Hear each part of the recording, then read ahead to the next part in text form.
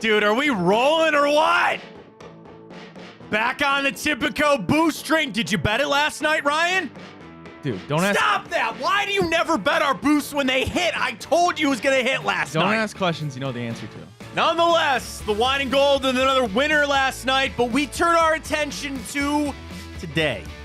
And what normally has been a big day for the Cavs when it comes to the NBA trade deadline, not so much today. We see who could fall through the weeds. We see what other moves might get made.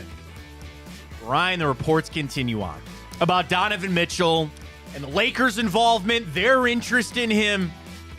And I got to talk to some Cavs fans out there this morning. I got to exude a little confidence to some of the Cavs fans out there when it comes to Donovan Mitchell. We got hirings for the Browns. We got the award show tonight. We got Time Hop. We got the morning update, our bracket of the week, the best professional wrestler of all time, and a little insight to the big game is Andre Zammit, vice president at Tipico, going to join us on this show this morning to get ready for the game on Sunday. It is a Thursday edition. We got you locked and loaded right here on Big Play. Welcome to the show, everybody. I am Matt Fontana. He is Ryan Tyler. Good morning. A Cavs boost to start things out. Nice cash. Reflog was in with us, yet Ryan has a fear of betting with us. I don't know why. Because I don't want to mess everything up, man. You're not messing anything up. Is that too much of a world revolves around me take? Yes, a little bit. It's not just you. Had to sweat it out a little last night, but the Cavs hit our Tipico boost. Use that code Fontana100 when you sign up, and you can join us on your bonus bets. You deposit bet $25, a new customer with that code Fontana100. Get $100 in bonus bets. Bet 25, that's it. Get our boosts. Get ready to go for this weekend. We got you locked and loaded for the Cavs. So we're going to do a little different this morning because we have talked about this before. We want your input. You got a leg of the parlay. We do a 3-leg parlay for the Cavs. They're in Brooklyn tonight. Send us what you want us to put in. Because we had that last week, Ryan. Somebody goes, oh, these are all created. These are created by the books for us to lose. So much so, I have the text. My buddy Nick, good friend of mine. We pseudo-watch the Cavs games together. He lives on the east side. I'm at home in West Park. But we text throughout the whole game watching. And I told him last night, I want a leg for you. And he just sent me. He wants Darius Garland over 5.5 assists for tonight. Can we do that? Yeah, can we do that? Throw that. Nick's leg. Thank you, Nick. We're in. Nope. It's in. Let's do DG over 5.5 assists. So we need 2 more legs to the parlay. I've got one. Ryan's got one, but we'd love the fans to be involved. We want you to send us a leg. Could be the spread. Could be a player prop. Whatever you got. Tweet it at us. We need it in the next 15 minutes. You got it? Send it to us in the next 15 minutes, and we'll get you in our Cavs Tipico boost for tonight as they take on Brooklyn. Today's NBA trade deadline day, nothing's going to happen for the Cavs. I'm not expecting... Dude, I got it in Time Hop. They did it 6 years ago today, where Isaiah Thomas, Channing Frye, Jay Crowder, Clarkson, Nance. Do you remember that day? The Cavs completely, half of their roster, they flipped over. This day, 2018. That's not happening for the Cavs today. But you still want to see what some of these other teams and what moves they're going to make and who potentially falls through the cracks. Lamar Stevens, I mentioned him yesterday. I'd taken back all that. But Ryan, we're burying the lead here. Because Bill Ryder of CBS Sports sent this out yesterday. That what the Lakers might do today or not is related to Donovan Mitchell. So Bill sent this yesterday. Sources telling CBS Sports that a complicating factor on whether or not the Lakers acquire an impact player over the next 24 hours is the belief within the organization they could have a chance to acquire Donovan Mitchell this summer. No thanks. He also says the Knicks could also still be in play. How? I don't know. I have no idea. I really don't. And we're going to post this as our Twitter question this morning. And I don't usually like posting questions that I tell people how to answer. But this is one that I'm going to tell you how to answer. And if you need a little convincing, that's why we're here this morning. But Ryan, we're going to post this as our question this morning at Matt Fontana Show. Drop us a follow there. What is your mindset when it comes to Donovan Mitchell's future? And we got to talk through how we want to word this. Are you concerned about Donovan Mitchell's future with the Cavs on one side? Or the other side, I'm living in the moment. I am right now, right here with the Cleveland Cavaliers. Shout out to Danny Cunningham, who had the tweet this morning. There's only one team in the NBA that's got fewer losses than the Cavs. That's the Boston Celtics. This run that this team has been on, your backup, the conversations are left and right about where this team could go. That's where my head is at. I'm not worried about Donovan Mitchell's future. I'm not worried about what the Cavs are going to not do. That's our question this morning. At Matt Fontana Show. Do you want to know how you should vote? Don't worry about it. Do not worry about Donovan Mitchell's future with the Cleveland Cavaliers. You and I are not Kobe Altman. We don't have to worry about it. He does. He's got to see what the landscape is. He's got to talk to people. That's why he's in the position that he is in. But Ryan, you and I don't have to worry about that.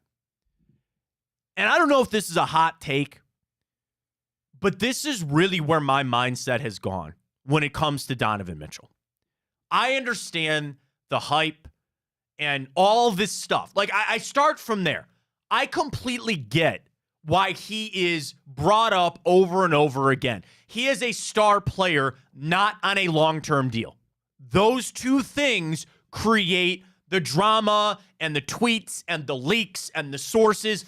That is why we're in this situation. Not about how much Donovan actually likes it here or how much they're winning. That is created because you have a star player that is not on a long-term deal. Ryan, do you want to know why I don't care? Tell me why. This is a little crazy, but I got to say it, and it's truly how I feel. If Donovan Mitchell walked out that door tomorrow and you got nothing in return, that's okay. And I know that's not how Kobe Altman can operate. That's not necessarily how the Cavs go. But at this point, there is nothing about that trade that I regret. And you still have to play it out this season. And I hope the Cavs go to the Eastern Conference Finals, or dare I say the finals, and you still have Donovan under contract for next year. Here's why I'm not worrying about it. Have him come back next year. And I know Donovan might even want to do that. Come on back. Play it out. And if he leaves in free agency, so what? There's always that option of a sign and trade and all that other stuff that you can get into. Ryan, I'm such in a level of positivity that even if Donovan Mitchell left, which I don't want him to, and I'd love him to stay here, but I look at the rest of the team and how built it is. And I don't want to, miss here. Donovan is an important piece to this team. He's our best player right now. I get all that. But it's not like when LeBron left, when you had nothing and it was a barren desert and you went back into a rebuild and you had to get draft picks and go draft your next star and all that. That's not the case of where the Cavs are at. So I would love him to stay here, but I guess I don't have a fear if he leaves. I really do not have a fear if Donovan Mitchell left the Cavs, and especially if they didn't get quite the return that you thought. I am so living in the moment on what this team is, on who they are, that even if Donovan left and you got nothing in return, I'm okay with that. I know some fans wouldn't be that way, and you can't let a star player just walk out the door. Why not? Why not? And GMs can't operate that way, and maybe I'd be the only one in this town that would give Kobe Altman that pass. But at this point, there's nothing about that trade with the Jazz that I'm upset about. If it all ended today, if Donovan Mitchell, I'm not even talking about a trade, if he just didn't play for the Cavs anymore and you got not a single draft pick back, I'm fine with that. Because it has been paid off. The Donovan Mitchell experience and the Donovan Mitchell trade, not to be confused with the Jimi Hendrix, it has paid off. It has been everything I've wanted. Now, you didn't win the championship, and maybe I have too low of a bar for some people because you expected to go to the Eastern Conference Finals or go win a championship. But that's okay. It worked out. And still, I have the rest of this. He's not getting traded today. And if the Lakers want to operate like they think they have a chance for him in the offseason, fine. We'll cross that bridge when we come to it. You got to remember, the Cavs still have his rights. Kobe Altman still needs to pull the trigger on a trade. And it kind of comes back to what I'm saying. I'd be fine if they called and what did he lose my number? I'm not trading him. And if he walks out the door in the summer of 2025, so be it. So be it. And I'd be fine with that. I really would be. You keep it together for as long as you can, and if he leaves, he leaves. And certainly the door is open for that extension. I'm not worried about this at all. And I can afford to be that way because I'm a Cavs fan, living in the moment right now, enjoying my team beating everybody, vaulting themselves up to the 2 seed, having a really good look at keeping that spot and getting back to the Eastern Conference Finals. I'm living for the now, man. Let everything else play out. And again, I borderline say this, Ryan, that I don't really see a scenario that it blows up in my face. Because if I'm coming from the standpoint of, I don't even care if he would just leave for nothing. What's the worst that could happen beyond that? I think it's kind of it's unique for Cavs fans. Everybody is always going to be worried about a star player leaving their team, right? Because that normally means that you're going to get burned. I think it's unique for Cavs fans though, because and I don't want to say we got burned, because I would never say LeBron burned us at all. I would never say that. But we've had a player who we wrapped our arms around completely, who happened to be the best player that's ever touched a basketball. I would agree with that. So yes, we were spoiled for. I agree with that. Yeah, we were spoiled for like a decade. We had a couple of years, where it was like, okay, you lose your best player, the best player in the world, you got to rebuild. But now it's like, you just don't want to happen again with Donovan. But I totally get what you're saying because at the end of the day, he made it clear. We knew this 6 months ago that Donovan Mitchell, if he's going to sign an extension, it was going to be this summer. Right. We can't rush it. We know that's not going to happen. And that being said, my LeBron point, Matt, have you moved Donovan Mitchell up your list? I think. Oh, that's been a hot take. It's been everywhere. Is he the second best player to ever wear a Cavs uniform behind LeBron James? It's been a hot topic of conversation on a lot of radio shows this week, and we are not stealing this topic from other people. I will tell you that. But correct me if I'm wrong, Matt. If you were to make an argument that Donovan Mitchell wasn't the second best player to ever wear a Cavs uniform, I think he is. Yeah, the argument would be based off longevity. Yeah, and I think when you talk about what are you asking for, stats or championships, right? Yeah. Like, again, it's LeBron, but then you're talking Kyrie and Doherty and all that. And again, it's just so funny you bring that up because that's just been a topic on a lot of different shows. Yes, there are other radio shows and TV shows in this town, yes, and I love everybody. So it's a lot of great conversation that has been had. But yeah, I mean, he's up there. I guess it's because the Cavs are built differently. You know what I mean? Like, again, I want Donovan here, but even if he left, I would still feel good about where the Cavs are in the position. Now, if he did leave. So is that different? Is that different? You feel good about would you feel good about where the Cavs are? Both times LeBron left, we had nothing. So we had nothing. So that's not a shot at any of the players that are here or the GMs or whatever. Each time that LeBron left, you had nothing. So is the reason that you're okay with them, then, how you said you're okay with the Mitchell experience if it ends tomorrow, is that because we're not left at bare bones? Yes. Okay. Now, a big part of that is I believe in this team. I think the team is pretty well built. Now, again, Donovan is your best player, and he's a big part of why you are where you are. But here's the thing. The trajectory of the Cavs for a little while was Evan Mobley and Darius Garland. I'll just go back to that. That's fine. And watch what Evan Mobley's been doing all of a sudden now. Found that outside shot again.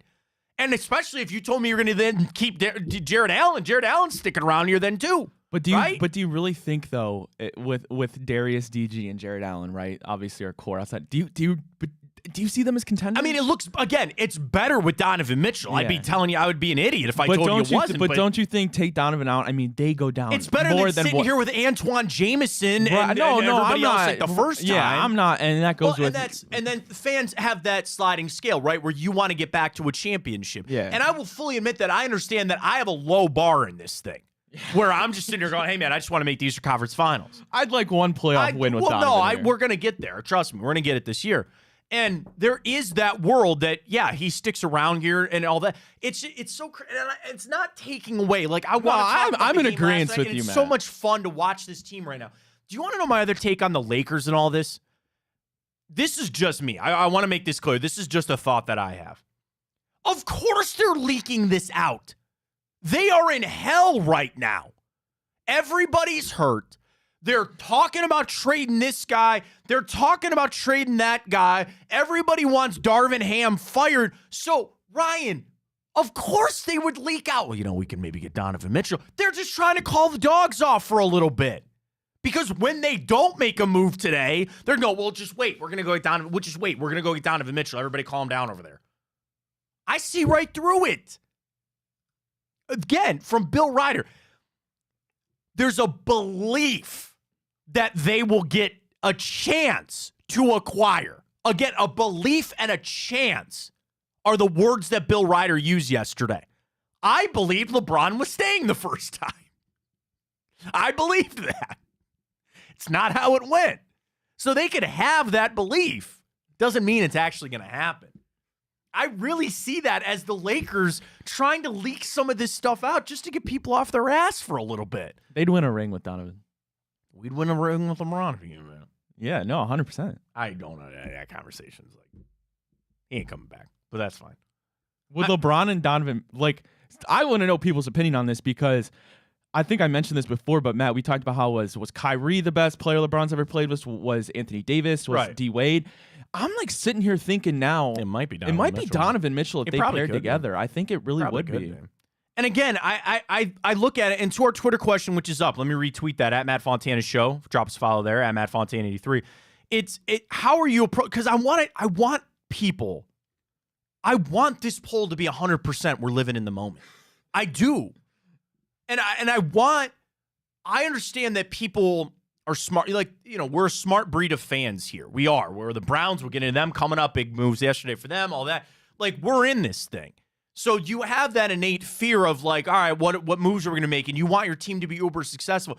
I guess I just sit here so content. I sit here so happy with how the Cavs are playing. Yes, we need to still make the playoffs, and there's still a lot more things to do. But I just sit here full. I'm good with whatever happens with the Cavs. And if that's not good enough for some fans out there, that's fine. Good for you. You have a higher mark than I do. But I'm also I really can't sit here worrying about stuff. On chances and beliefs, the Lakers believe they have a chance. I believe I have a chance I can win the Mega Millions tomorrow. I think a factor of it too, Matt, is the trajectory that Donovan Mitchell's on. If he does sign that extension, I mean, he's already up there, even though he's only played for us for 2 seasons. He's so loved here in Cleveland. He would just launch his Cleveland fandom here to the levels of Tell me this. Are the Cavs not somebody where you can make it work? Dan Gilbert is one of the richest owners in all of sports, certainly the NBA. He has proven he's not afraid to go in the pocket when needed to go win a championship. And look at the team that is around him. Now, the issue is with that new collective bargaining agreement that got signed last year. They're squeezing these teams nuts. And they're making it really hard to keep all these max players in there and try to get all the money to work because they don't want that. Where there's a will, there's a way. And the Cavs will, whatever they want to do. And the other thing that we can't forget, and I'm not saying you and I are necessarily doing it, what does Donovan want? What does Donovan want? I got to imagine he wants to win here more than anywhere else. I don't know why not. The Cavs have everything that he could want. Dude, and this is one example of many, but go look at that Wizards game, Matt. Okay, you're already in the 2 seed now. You've been playing your ass off. You're the hottest team in the NBA. Your team did not show up outside Evan Mobley yesterday, right? But Donovan Mitchell was going on the floor for 50-50 balls. He was screaming. He was pissed off. I love him now. And I know I made this mention earlier, but we talk about these athletes that we put in this category if we don't ever want to see them play for anybody else. And Donovan Mitchell's there now for me. Everybody loves Donovan. And what are the two things? He has a chance he's going to get paid no matter what. So you take that out and you have a chance to win a championship. What else would you search for a professional athlete? Donovan's got to be first team NBA this year. Yeah, he'll get the Superman, and that's why again he didn't sign. I don't know if he will be. He didn't start for the All-Star team. I know it's fan votes. I know, and whatnot. But you keep going through this, buddy. Go ahead, and you'll be just fine. You keep ripping off 40-point games like he is, and don't forget about that new cutoff criteria. You got to play in all these games. Yeah, and you twist an ankle, and again, I'm not even saying that about him, but Tyrese Halliburton's been battling it. You just look around and you say, injuries are going to factor into this. That new threshold, what is it, 70 Well, I know for MVP, it's like 65. I think it's the same. For any award, and I believe all NBA, you got to play in like 70. I thought it was something in the 70s, but still, you got to play in these games. I think as you should. Oh, sure. I like the rule. Players I do. Don't, but it makes sense. But again, I look at the Cavs, and I just say, if it blew up tomorrow, if everything came crashing down, even without a playoff you needed to walk away from Donovan Mitchell without getting anything in return, I would say, you know what? It was worth it. Every part, again, I want more. I expect to win a playoff series. I'd love to go to the Eastern Conference Finals. I am just so content. And the thing is, it is the other guys on this team. There's still that door open that he said. And the thing is, beating our heads against the wall, which again goes back to why I think this Lakers report. I'm not ripping Bill Ryder or CBS. I think the Lakers are leaking this to try to get some people off of them. How in the freaking world will the Lakers actually know? How do they know? Okay, we believe we have a chance to get Donovan Mitchell. What makes you think that? Just because he could be traded? Okay. You want to set the other thing, how dangerous is that? Go ahead and set your whole franchise up for that. Go ahead and set the Lakers up. That their whole offseason will be predicated on getting Donovan Mitchell. I'm going to laugh my ass off when they don't get him. Matt, your poll's looking good. It's not 100%, but it should be 100%. It's almost. You want to know what? I would love to talk to somebody that is worried about it because we want to be your therapist this morning. We want to help you out. Want to help you out a little bit. I want to ease your thoughts on it. Because, Ryan, let's put our hat on for a second. You have your lovely Tipico hat on. Yeah. Why don't I have one? There's one in the I have office. no Tipico gear. There's one in the office. I'm not a big hat guy. Yeah, I don't think I've ever seen you wear a hat. I think, to complete sidetrack, wouldn't it look weird on the show? Would my face not be in a shadow the whole time? Probably, yeah. Yeah, so that's probably why not. I have I wear hats, on the weekend, so I don't feel like doing my hair, but for the show, I don't believe it. I have 2 hats in rotation. I have a Guardians hat and a Blue Jackets hat. I have a couple other hats that are nice. Shout out to Gabe at Char Whiskey Bar. One of my favorite hats, a Char Whiskey Bar and Grill hat. I love Char. They're the best. But anyway. What the hell are we talking about? Therapist? Donovan Mitchell? Oh, yeah, that's right. Because you want to know. Never mind. You're talking about hats and people that should wear a hat, and I thought about poor LeBron. But anyway. Wow. Yeah, it sucks, man. Sorry. I don't know what to say. I want to hear from somebody that is worried about it. So I would tell you, just stay here. Just stay here in the moment. And everything, it'll just take care of itself. It'll just take care of itself. But you're, I can't do, Kobe Altman can't do that. The one thing I can. The one point, I'm living in the moment 100%. Okay, let's try. That's what I said. Let's try to put the hat on of somebody that's concerned. What would be the concern? That we have to get something back, right? You got to get a draft pick. My point is, you would say the trade is a success, even if without winning a playoff series. Yep. But how could that ever be a success? If your main see how goal they're is playing right now. I guess I'm projecting that he's not going anywhere this afternoon, and what we're going to do the rest of the season. Well, he's certainly not getting moved this afternoon. No. I guess I'm projecting that we're going to win a playoff series or 2 here coming up. I sure hope. I hope so. I really do. And maybe I'll change my tune at that point. I think the Cavs are in a great spot right now. They are overachieving. Not if they play like they did last night. Yeah, last night was a bit of a clunker, which you kind of expected. And I think tonight, as we get to our typical boost, we'll do that here just in a second. We get any legs? Anybody send us a leg? I don't believe so. Okay. Send us a leg in 2 minutes if you got one. But the Cavs, I mean, they're not immune to that. I think any good team, sometimes you get, you have an off night. They had an off night, they still won the game. They had an off night, and they still won. That tells you a lot about the grit of this. Back-to-back tonight in Brooklyn. We'll see what the Nets do. And as far as this afternoon, again, I don't think the Cavs, they're going to wait to see who is a buyout candidate. They're $3 million under the tax threshold. It's kind of nice to sit back and watch everything else burn for a little bit. Watch some of these other teams pack it in. What are the 76ers going to do? What are the Nets going to do? The Nets team that is right now at 9:24 in the morning, that might not be the team that you're facing tonight at 7:30. See that? Maybe we should jump on that line quick. Right, let's get doing our typical boost. Here we go. 3 legs. Our first leg comes from a pseudo fan, my buddy Nick, who's a giant Cavs fan. He wants over 5.5 Darius Garland assists. Is that available on our Friends with Tipico? Did you get that? I can't find it. Okay. I got it. Okay, assist. I got it. Where's Darius Garland? That's what I'm saying. Can you send it to him anyway? Probably. Is there a chance that DG doesn't play tonight? That's what I'm thinking. All right, send that to them. You want to do some quick trends for this game? Yeah.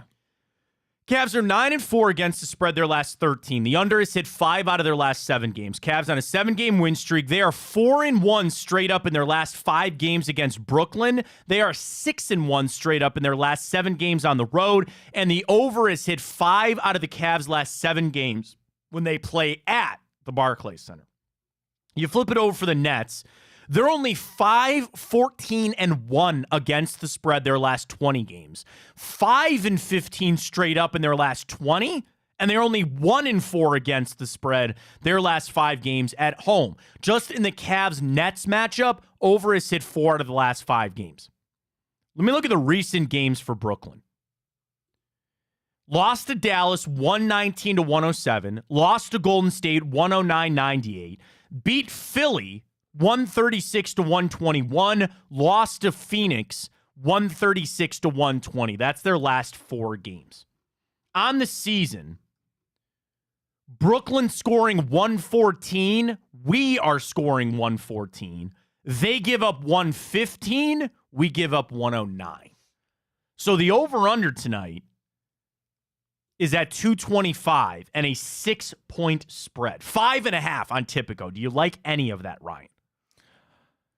I want to bet the spread, but it's always a worry. Yeah, when you're on Tim this Alcorn had it last night. Shout out to Tim. He's the best. The Cavs going into last night were 3-4 on night 1 and 3-4 on night 2 of a back-to-back. So now they won last night. So they're 4-4 on the first end of a back-to-back. They enter tonight on the season 3-4 on the back end of a back-to-back.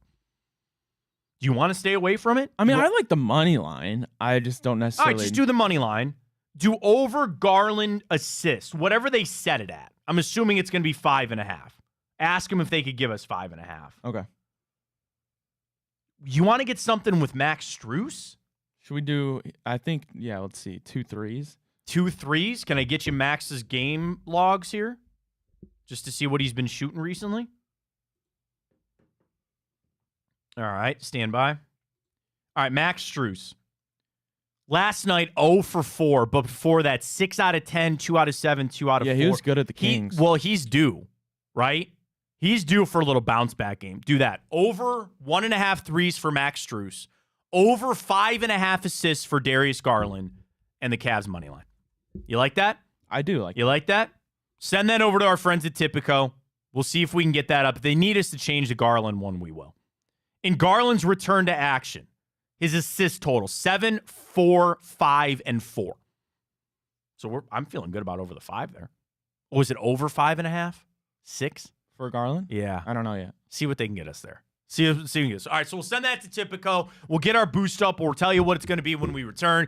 Follow us on Twitter at Matt Fontana Show. We always send the boost out there. And use that code Fontana100 when you sign up with Tipico. Deposit and bet $25 with that code. You get $100 in bonus bets straight up. Whether or not your bet wins, it doesn't matter. You just use the code and deposit and bet $25. Get $100 in bonus bets. Use those up this weekend for the big game. And again, we're going to learn more about the big game coming up with Tipico Vice President Andre Zamet's going to join us coming up a little bit later in the show. It's all at Tipico, folks. We love them. The boost, the flex parlay. Who did I see last night getting in on the flex parlay? I don't know. I saw somebody send a tweet about the flex. I know McNeil, shout out to Reflog, he got involved with our boost. Somebody else sent us a flex parlay last night, which I loved. By the way, B-Scrolls on YouTube said you're spitting facts about the Lakers. Dude, am I wrong that they're leaking this crap out? I appreciate the comment. He says the Los Angeles Lakers are too thirsty for all-star players. First it was Trae Young. That is a then great it was DeJounte yes. Murray, and now it's Donovan Mitchell. I'm Exactly. That's a great term there. I appreciate that comment very much. They're thirsty, man. You're spitting facts. Because why? It's still LeBron. What did we see with LeBron? Good. Again, I respect LeBron, but there's drama that comes with that. And part of that is feeding him a little bit to be like, dude, no, we got this, right? You know, we got this. We got to keep this rolling here. And it's just a little appetizer.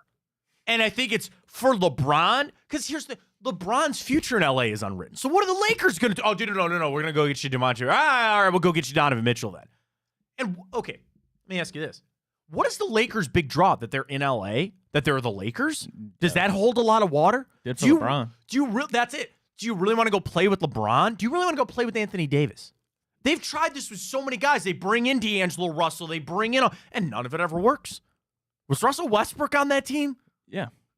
How'd that work out? They've just never had a legit 3. That's what I'm saying. They've had players on their tried to roll guys downslide of their careers. I guess if you were truly trying to make a pitch, which I would be screaming tampering, by the way, you would go to Donovan Mitchell and say this.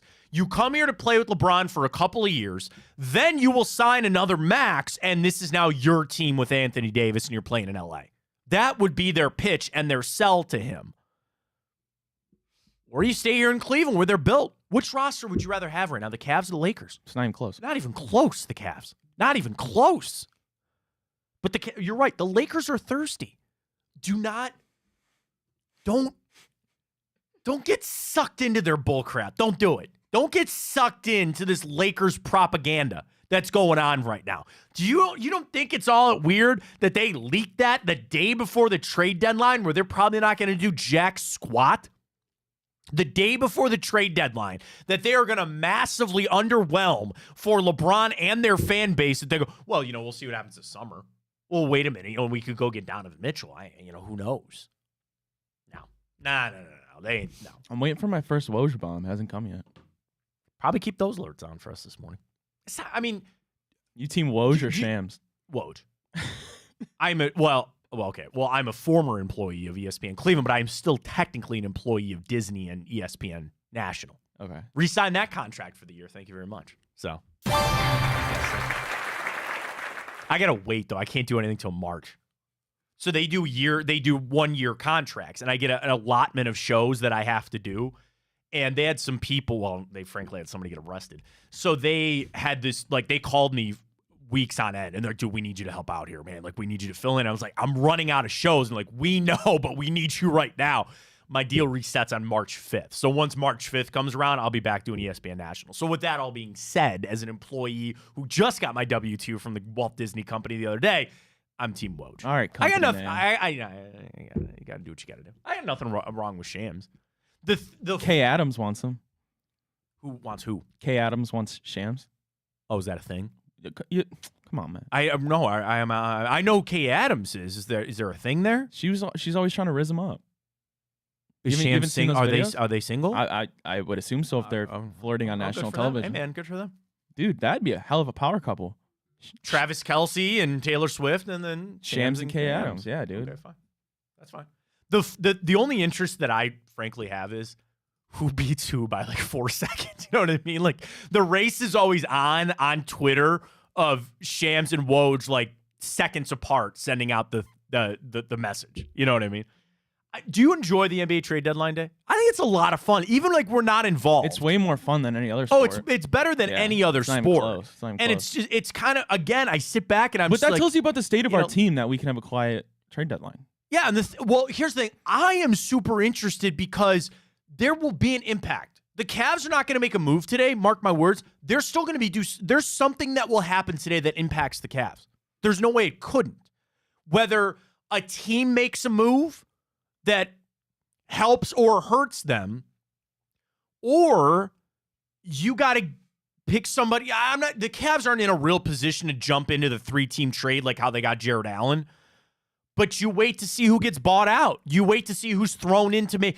I think one of the smartest things that the NBA did that I think is just, it makes it so interesting is you got to make the money match.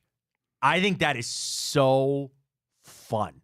I think that's what makes the NBA trade deadline one of the best, is that you got to make the money match. Matt, you got to throw this player in or expiring contracts, and it makes for a hell of a day. It really does. If you could keep only one, are you keeping Isaac Okoro or Max Strus? See, that's so hard because my gut said Max because his offensive game is better. Because also, Max is a willing defender. He's not as good of a defender as Isaac Okoro. And I don't want either one of them gone. I really don't. And I know Isaac seems to be the most tradable piece. I mean, Karras, dude. Oh, man. No, we got to keep Karras. I want to keep Karras, but is that door not more open than it is? Karras, with this wrist injury, he's not been the same. And now you're starting to realize, the thing is, the Cavs can ill afford to give up any more ball handlers. And in a pinch, you can have Karras bring the ball up. He's done that before. The advanced analytics tell you that when Karras is the ball handler, it's not good. They can kiss my ass is what they can do. Well, I don't want to get rid of him, but I'm maybe a little more open to Karras LeVert. And I get, not that I want that to happen, but I think that's maybe one that I'm watching more than I did a couple weeks ago. He's our spark plug, dude. I love Karras. I don't want him going anywhere. But if the Cavs, the other thing Kobe Altman's got to battle today is that itch, to sit there and be like, I got to do something. Everybody else is making moves to get involved. And I hope he's from a confident level. Like, no, we'll let everything else play out. But the Cavs really aren't in a position to get into a 3-team trade. But when the money's got to work, somebody's going to get bought out. Somebody's going to be available. Cavs have a little bit of room. Can they restructure? No, I'm just kidding. Can't do that in the NBA. I'm getting lied to by John Wick. He said Woj just tweeted. No, he didn't. We need not be having that today.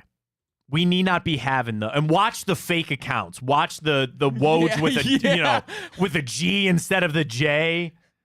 Those accounts, what do you get out of that of being a troll?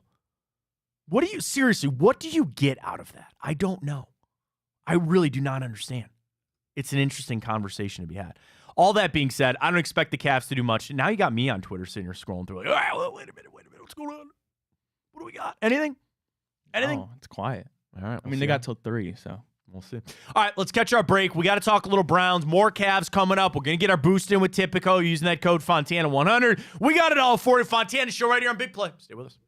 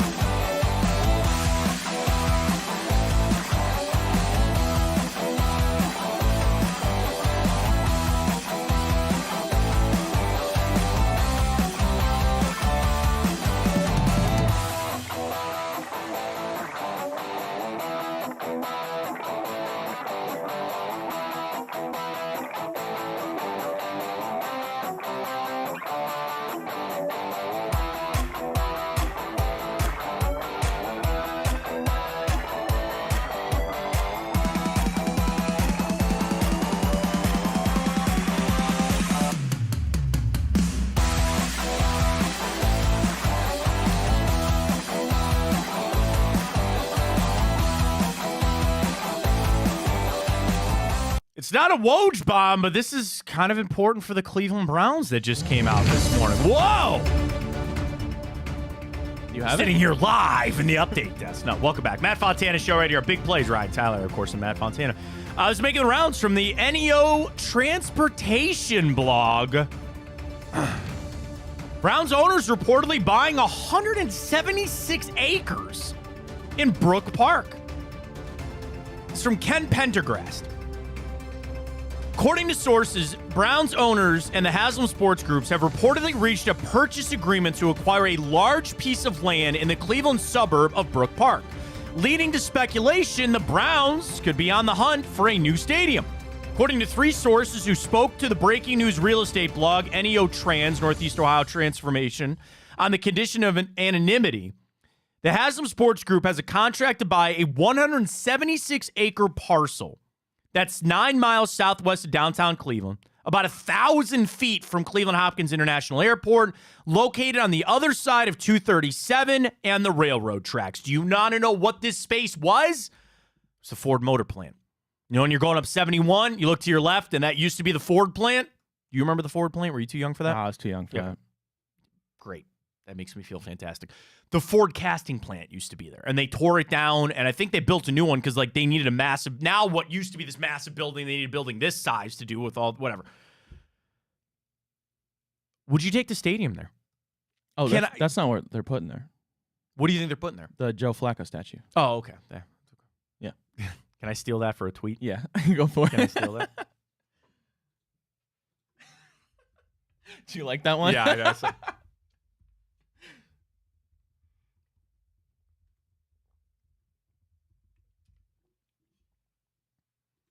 I just put that's an awfully big spot for the Flacco statue, but I'll allow it. That is credit to Ryan. I was not quick enough to think of that, but that's a great spot. I would take that for the Brown Stadium. I think that actually works. And it's not that you'd become the Brook Park Browns. Like, no, it's still the Cleveland Browns. How big is realistic? I'm trying to think 176 acres. I mean, I know that's a massive amount of land. Don't worry about it. You're good. Again, just that's my question. Though. I know we're good on stadium and parking. I was going to say, yeah, okay. But even then, I feel like that's still a lot to way more to work with than you need. No, because here's the thing. So the stadium, let's just talk about this because this actually is really important stuff. Like it's, okay, number one, they could be buying that just as a posturing position against the city. Because if you leave the city of Cleveland, that's tax dollars for Brook Park. That changes everything. Now, do you know something crazy, Ryan? If you go look at the city of Cleveland, the map of the city of Cleveland, it kind of goes like this, and then there's a giant jut out, and then it comes back up around Brook Park. Do you want to know why? The airport has to be in the city of Cleveland.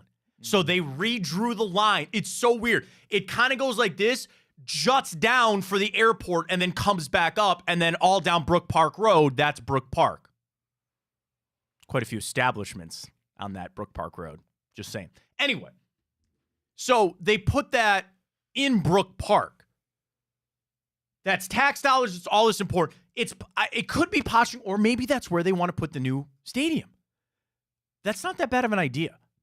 It's no different than, what's 9 miles away from downtown Cleveland? Now, people will be pissed because you can't walk from Muni Lot anymore. There's some nostalgia about being on the lake. It's really no different than a lot of other teams, right? The San Francisco 49ers do not play in downtown San Francisco. We know that the New England Patriots, they're up at Foxborough. There are a lot of teams that are smack dab in downtown, but if they move the stadium to that spot, I don't think that's all that bad. You're right off 71 and 480. What are you laughing at? What's so funny? Caustic King said, glad Fontana starts giving credit for his jokes. That's new for him. Yeah, I don't normally. So I give Ryan all the credit in the world for that. There it is. That's what I'm laughing at. Yeah, you're very welcome on that. Thanks, Matt. I should have given credit on that and said, Ryan, trust me, I stole that. I definitely stole that, but that's fine. As long as the show gets clout. That's all that matters. Then people start arguing about the roof and if you should put one at that point. If they're going to build a brand new stadium, they're probably going to put a roof on it. How could they not? I think you get the visibility because you're off of the highway. What do you got? Not too big. Don't get that excited. But Mary Kay Cabot tweets, confirming the Eagles' assistant offensive line coach Roy Istvan is joining the new Browns offensive line coach Andy Dickerson. Well, all right. We got news aplenty for the Browns this morning. Roy Istvan, welcome on in. We'll get you a new stadium, Roy. There we go. Come on in, Roy. We got a new stadium we're going to build.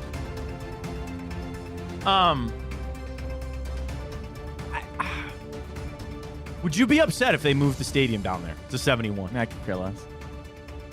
Can I make a really jerk statement? Feel free. It's going to look bad.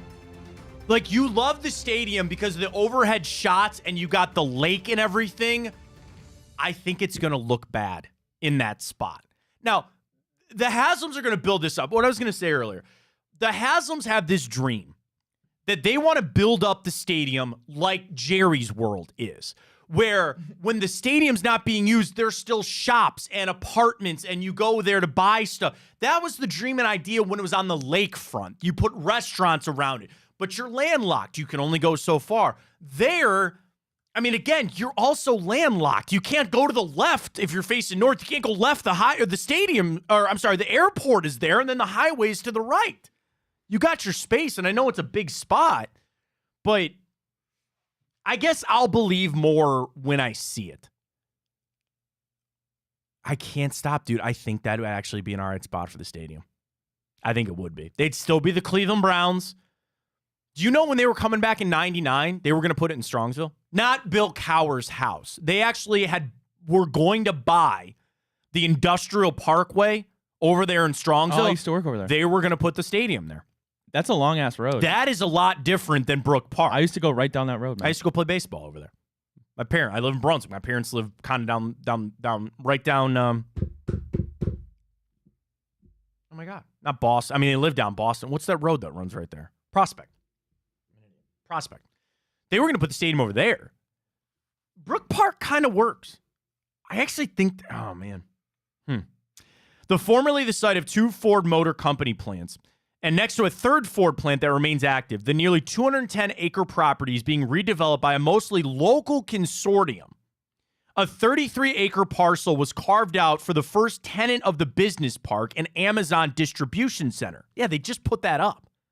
There's all that parking over there too, right? You go up 237, you look to your right, there's the Amazon building, and then there's a bunch of long-term parking. It's on the other side of that is wide open of where the plants used to be.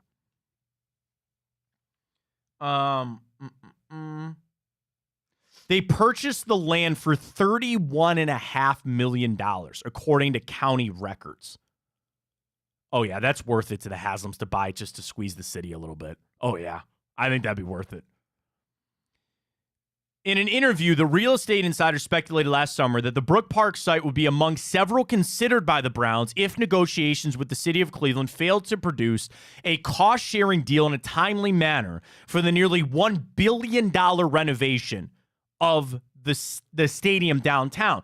Now, all that being said, it's going to be more than $1 billion to build a brand new stadium. I'm not saying it's going to be SoFi. What was the cost of SoFi? SoFi Stadium cost $5.5 billion. I don't think you're getting into that, but you're talking $2 billion. $2 billion to build that stadium. Can they get that money from Brook Park? You know what I mean? Like, where do they think this money is going to come from? And obviously, this is big stuff. These are high-level meetings with a lot of money involved. What are they going to hold over the city of Cleveland?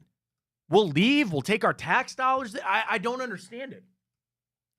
Because then I got to tell you, Ron, what does that mean for Unilot? What does that mean for the lakefront development? What does it mean for this land bridge that they're all freaking out about to get to Edgewater, which I've said over and over is a stupid idea, but they don't ask me. They don't consult me on it. It's a bad idea, that land bridge. It's never going to work. It's never going to work. But what do you do then with the old stadium? What do you put there? I don't know, man. This is important stuff. Maybe get Cleveland a hockey team. I mean, then they just play Rocket Mortgage Fieldhouse. True. They just play there. We got the Blue Jackets. They're doing fine. Not really. They suck. But anyway, this is big level stuff, man. I think it makes sense. I think putting the stadium down there, if that's what they truly wanted to do, would make a lot of sense. Huh. I mean, it's closer to my house, so I ain't going to complain about it. And, dude, I didn't even put 2 and 2 together. Dude, the Browns facility is around the corner. Yeah. The Browns facility is literally around the corner from that spot. Yeah. Dude, I got to tell you, man. There's a lot of dots to be connected here. There's a lot of dots to be connected. Do you want a roof on the stadium? I mean, I would love to have one Cleveland Super Bowl in my lifetime. Like, that would be pretty cool. So, yeah, I would say I would want one. You're getting one. That's it. That's fine. That's it. That's fine. Then, beyond that, you would get, a Final Four once. Okay, wait a minute. You shut all that down right now. I don't think they'd come here if you put it in Brook Park. No. Yeah, they're not doing that. You need hotels and stuff. Yeah. You need it downtown. You're not getting a Super Bowl if you put it in Brook Park. You're just not. There is in no world that they would be able to sustain that. No way. So roof doesn't matter. I mean, it does, because some people would still, again, would you want a Final Four? Would you want to get, I don't know. Think about the infrastructure. If that dome stadium was where the stadium is right now, yeah, it's no question. You've got all the hotels. You've got all the restaurants. It would take the NFL 2 seconds of stepping off a plane to go, we're not putting a Super Bowl here. There's just not an infrastructure there in Brook Park. Now, in 15 years, and you built it up, sure, but by then, well, it's not a new stadium anymore. What do you need a Super Bowl for? I don't think you get it if you put it at Brook Park. So if your number one want of a roof is to get it for a Super Bowl, I don't think you're getting it. So there's no point. I'm anti-roof. I'm all the way. I want an open air. Yeah, you get a few more things. It doesn't really bother me that the stadium goes unused. We need a new stadium. We do. They need to upgrade it. What I think the best case scenario for the Browns would be, and this would never happen, is that they go play somewhere else for the year and they build the stadium. Remember how Minnesota, when they were getting theirs built, they went and played at the University of Minnesota? Now, the difference is Ohio Stadium is 2 hours away. The University of Minnesota Stadium was 10 minutes away from USA Bank.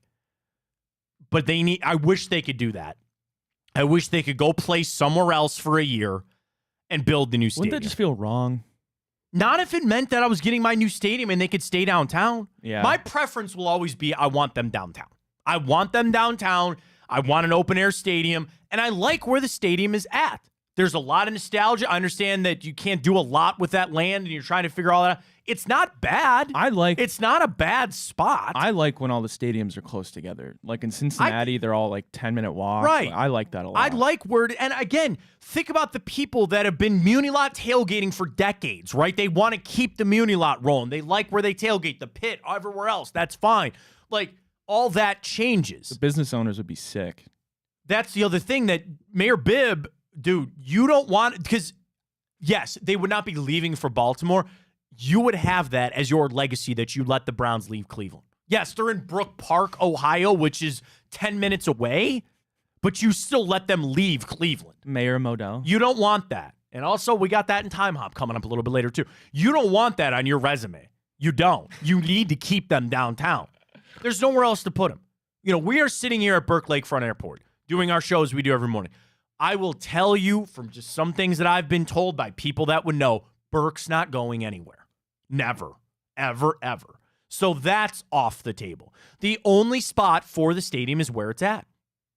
And if they want to refurbish it for the $1 billion, okay, fine. I would much prefer that they just tear it down. That would be fantastic. What are you going to do for the year that it takes? What are you going to do for a year? Where are you going to play ball? Go to Detroit? Could they make that work? Ew. I know. There's no good options in this. So if it's coming out this morning that the Haslams bought this land and this parcel, I think it's more about them putting the squeeze on the NFL. 12, I just spoiled it. How many teams of the NFL, 32, do you think already play their home games in a suburban municipality? 12. Oh, gee, good idea, right? The Bears could be 13 if they move to Arlington Heights. Several other teams play within the city limits of their mother city, but not downtown. The Eagles, the Packers, and the Buccaneers all play within the city that they're in, but it's not downtown. I want to know the other teams that don't. Like, so there's 12. Like I said, San Francisco. MetLife Stadium is, that's over the river, isn't it? So those two. Buffalo is in Orchard Park. Yeah. Arlington, technically Dallas is not in Dallas. Yeah, Arlington, Yeah. So it's not as crazy as you see. Phoenix, the Arizona Cardinals, I think they play in Glendale, don't they? Yeah. But anyway, so like there's a lot of these teams that it wouldn't be the first to do it. I'm going to believe that this is just a ploy. That this is just they want to put pressure on the city to get this done. Because then when you're talking about billions of dollars, what's $31 million? That's what it sold for a couple years ago. I'm sure maybe it's more. A City of Cleveland source telling the NEO Trans blog that it's unlikely the Haslams would secure a purchase agreement merely to motivate city officials to move faster or pursue a better deal. The reason that city officials don't seem to know about the Brook Park agreement, leverage only works if the target is made aware of it. They're aware of it now. Cat's out of the bag now. Mayor Bibb shaking in his boots. I would be too, man. It's a lot going on. NEO Trans blog is about to crash this morning with all the internet traffic they're getting with this. It's big news, man. That is big news. Browns owners reportedly buying 176 acres in Brook Park. So apparently we got a new O-line coach. We did. We did. Yeah. Mm-hmm. Got a new O-line coach. I was going to run through 3 questions the Browns had for the offseason from Jake Trotter. Big offseason questions. I had a couple other things for the Browns, but we got derailed because the Browns are maybe going to move the stadium. We'll have to see. All right, let's catch our break. We come back. We're going to get to the morning update. Also expecting Andre Zammit of Tipico to join us. He is the vice president of the sportsbook at Tipico. So get ready for the Super Bowl with him. We got timeout. We got our. Did you get any word on the Tipico boost, by the way? Is it submitted? Oh, it's up. You got it? Yeah! Plus 300. All right. We're on this little 300 train here. I like it. I'm back in, baby. I put 20 on it last night. Can we go again? Do we go again? Oh, it's under the game already. Yeah. I'm going 20 spot again, baby. We're up. Tipico, use that code Fontana100. Deposit and bet $25 on whatever you want. Code Fontana100. You get $100 in bonus bets. Join us on our Tipico boost. I am now really close to a little cashback reward on one of my bets coming up from Tipico. They're the best. Plus 330. Garland, 6 or more assists. Max Strus, 2 or more threes, and the Cavs to win. It'd be nice if Darius assisted on those Max threes. Yeah, Double up on kidding. that. No kidding. I love it. We're up at Tipico. Use that code Fontana1. Our morning update comes your way next. Stories you got to know. Stay with us.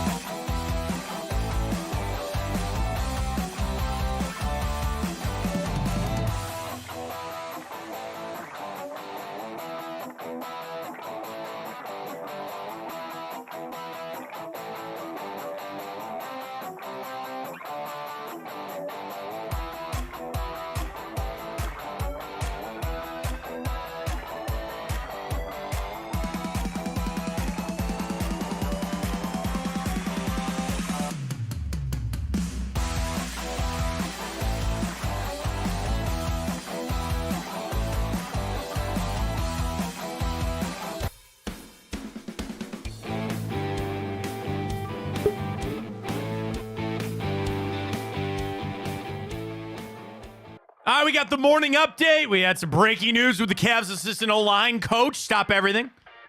Stadium discussion. We got some trades not happening around the NBA. Brian Winter saying that Miles Bridges will not waive his no-trade clause, so he's going to stay there in Charlotte. And apparently the DeJounte Murray trade between the Hawks and the Pelicans have stalled out. So there we are. Cavs aren't going to do much, but we'll see what happens. Ryan, you got the stories. Take it away. Morning update. Alrighty, Matt. Well, yes, we have a new offensive line coach there in Berea for the Cleveland Browns. They hire Andy Dickerson. This comes after we lose our beloved king, Bill Callahan, to his son, Brian, there in Tennessee, Matt. Yeah, I mean, the interesting thing is that Scott Peters also left. Everybody's dude. New England has just this circle of former Browns people in the front office and the coaches and all that kind of stuff. I mean, look at it this way. They had no choice. They had to go outside.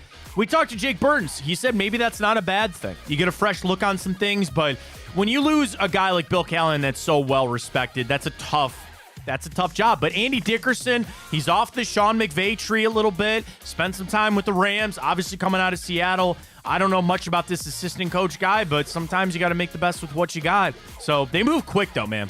Literally, in 3 days' time, this all got flipped around, and we're ready to go with our new O-line. Now we have to see if they hire a quarterback coach or not. That's the last piece. People are saying Andy Dickerson reminds them of Jonah Hill. He looks a little like Jonah Hill. The fro. Yeah, the fro. Yeah, I could see it. I could see it very much. Jonah Hill lost a bunch of weight, though.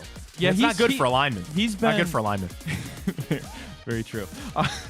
Jonah Hill, overrated, underrated?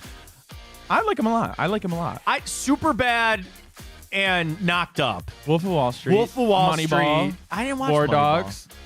I didn't see that. Very good movie. Yeah. Very good movies. Yeah. I just go back to Superbad. That was an important movie. You want to know what? Superbad actually makes me sad. You want to know why? I mean, that's one of the most influential movies. That's my thing. That came out my freshman year of college, which is now coming up on closer to 20 years than not. Okay, so go back to put Superbad in your head, right? Yeah. I didn't know that Seth Rogen and Jonah Hill were like the same age. Yeah, no, Jonah Hill was in that movie at like 24. I know, but he looks like so young in that compared to Seth Rogen. That like blew my mind. Yeah. Seth, okay, you wanted a little more. That part was written for Seth Rogen. He was supposed to play. Oh, really? Well, I can't remember. Jonah Hill's character. Yeah. Evan and. Evan was Michael Cera. Oh God. Seth. Because he punched Emma Stone in the face. Seth was supposed to be Seth Rogen. That's why. And then they said, all right, this doesn't work. So then they wrote in the cops for McLovin, and they gave it to Jonah Hill to play that role. Yeah, there's your little fun fact for Superbad on the morning. Alrighty, well, former NFL MVP Boomer Esiason said that supposedly Arthur Blank was bought in on Bill Belichick and could have offered him the job, hinting that there was a possibility that Bill Belichick actually said no to the Atlanta Falcons. I mean, I thought taking off a year would be like the worst thing imaginable for Belichick. I still kind of feel that way. At this point, it was clear nobody really again, you hear that, okay, Blank wanted him, whatever. Does a year off really wash off the stink on Bill Belichick? Now, if he comes back and he says, I don't want any control of the team and I'll just coach. Dude, mark me down. I don't think hiring Bill Belichick's a good idea. I think you've gotten everything you can out of him. He runs in a specific way. How's he going to handle with personnel? I think it's done. I'm sorry to say you're going to fall short of Don Shula. If you go back to, because somebody was thinking about this on an exercise in an article I was reading. Take back all the games that he lost on a fluky play. Like, remember that Miami game where they had a lateral or a game where they miss a kick? He probably would have the record over his career, right? If you added up all the weird things that would happen. Tell that to yourself when you go to bed at night. I don't know what to say. Sorry, man, you're not getting the record. You're done. All right, Matt. I told you this morning I wanted to ask you about this because, I mean, gosh, there's just so many goofballs on TV now. It blows my mind. But I wanted to get your thoughts on this comment. So David Carr, I forget the show he was on, but he was talking about Taylor Swift and Travis Kelce, okay? Okay.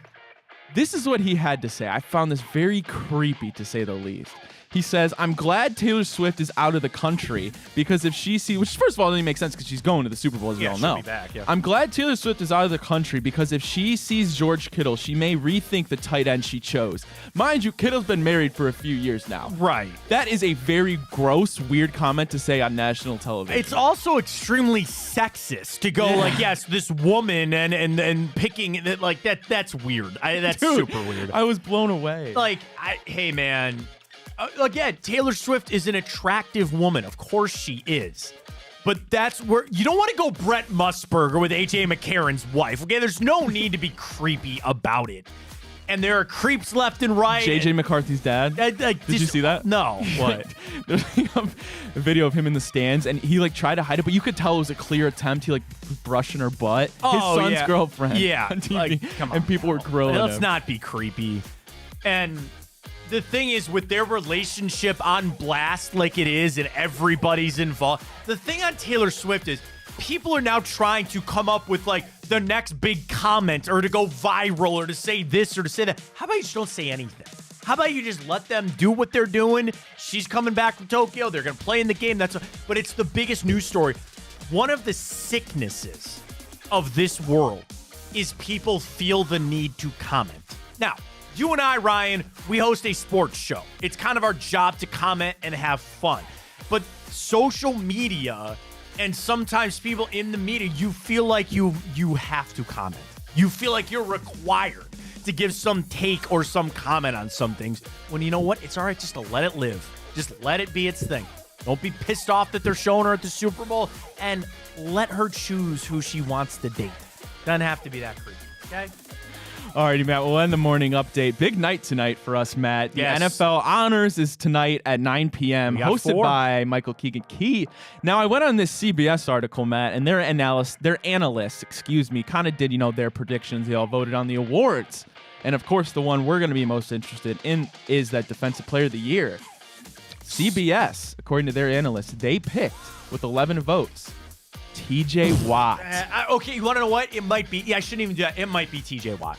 It might be. I'm going to jump onto the fact that Myles Garrett won the Pro Football Writers of Association Defensive Player of the Year, and he also won the Sporting News Defensive Player of the Year. And how about this one, Matt? I scrolled down a little bit. Coach of the Year. Yeah. With 16 votes, this wasn't even close for them. D'Amico Ryans. No. But here's the kicker. Dan Campbell second. Kevin Stefanski, they have it third. Stefanski seems like more of the lock than Miles is, right? According to the media, it seems that way, We'll see. I mean, that was CBS, you said, or NFL.com? CBS. Okay, they need some clicks over there, man. I'm sorry. Watt, I understand. Okay, and to be honest with you, I got a bet sitting in my inbox that I can't cash out because I got money on Myles Garrett to win the award tonight, so we'll find out how that goes. But Watt, Kevin Stefanski's the coach of the year. There's no way. And I guess maybe if you want to look at it to say D'Amico Ryans beat Kevin Stefanski and how that all went, I don't know. So we got 4 for tonight. Myles Stefanski, you got Jim Schwartz for assistant coach of the year, and you got Joe Flacco for comeback player of the year. I feel most confident about Stefanski. Then I actually feel most confident about Myles. I don't think Jim Schwartz is winning assistant coach of the year. It's going to go to Mike McDonald. Do you want their other picks? Yeah, sure. I'm interested. MVP runaway, not even close. Lamar. Yep. Offensive Player of the Year, Christian McCaffrey. McCaffrey should be, yes. I mentioned T.J. Watt. I mentioned Coach of the Year. Offensive Rookie of the Year, no one's surprised. C.J. Stroud. Defensive Rookie of the Year. Okay, let me guess. Because they think it might be Will Anderson, right? Can I give you Devin Witherspoon? That'd be my vote, to be honest with you. I really do like that vote. So they did pick Will Anderson. Okay, they had Devin Witherspoon 4th. Okay, who's second and third? Jalen Carter, Eagles defensive tackle, and Kobe good. Turner, Rams defensive tackle. Okay, he had a lot of sacks. This year. Their comeback player of the year, though, our guy Joe Flacco. I mean, the thing is with the Damar Hamlin, somebody said that there should be the award that says most improved. Because then comeback player, you could give that to Damar Hamlin, and then most improved, you could give it to Baker. You could give it to Flacco. I mean, that award is important, but I think they should give Damar Hamlin an achievement award. Again, the guy came back. He was ceasing to live, and he came. That's important stuff. I'm not trying to take that away from Damar Hamlin. And to be honest with you, I don't really care if Joe Flacco wins that award. I really don't. I don't think he does either. I don't think he does either. That's not MVP. There's no bonus to it, is there? Like, you don't get money, Oh, no, I'm sure you do. You do? Yeah, I'm sure a lot of these, I'm sure you get something. But, like, also, let me put it this way. If you were Joe Flacco, do you really want that on you? Do you really want to take that away from DeMar Hamlin? Yeah, I get that. No, I don't think so. I don't think so. I think you just leave it the way that it is. So if he wins that, we'll see. I'm all on Miles for tonight. I hope he gets it done as well. All right, coming up here in a little bit, we're going to have Andre Zamet joining us. He is the vice president of the sportsbook at Tipico. We got to get ready for our bets for this weekend. I was going to say, he's actually here now. All right, Andre's going to join us right now. Bring him on in right now from Tipico. We love our friends at Tipico, folks. Use that code Fontana100 when you sign up. You get those bonus bets. Now's the day to do it. Use the code, deposit and bet $25. You get $100 in bonus bets for the big game this weekend. We welcome in Andre for all the insight. We really appreciate your time on your show debut. You guys got to be ready to go for this weekend, Andre. It's going to be a lot of fun with the big game. Oh, it's going to be so much fun. For us, it's always a great day, Super Bowl. I thought I'd start with a joke as well for our European business.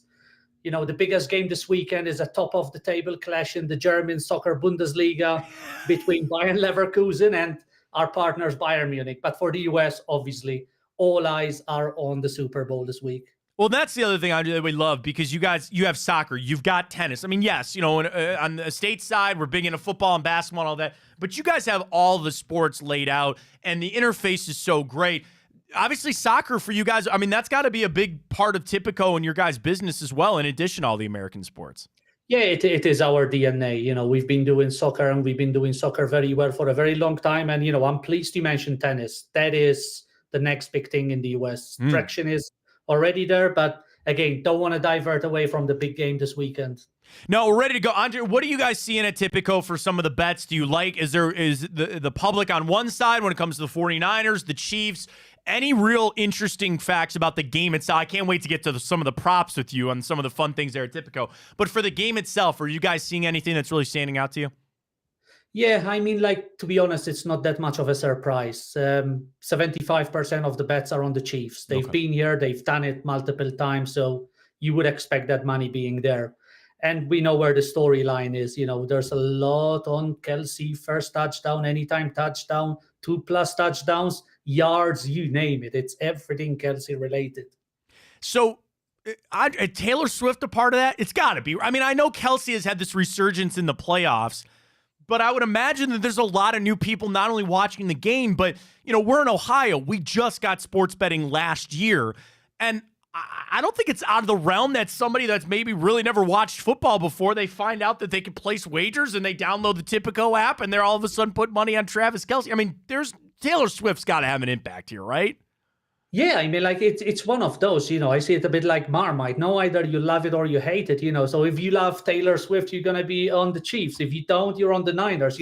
My son was telling me, I'm going to cheer the Niners because I don't want to be a Swiftie, So certainly there is that element there, And we're obviously jumping on the bandwagon. We have some really exciting props related about, Taylor Swift songs as well. I love it. To the other side for the 49ers, Andre Zamet joining us from Tipico. What are you guys seeing for the 49ers? Anything that big money coming in on? I would imagine Christian McCaffrey's got a lot of money coming in for touchdown scorer.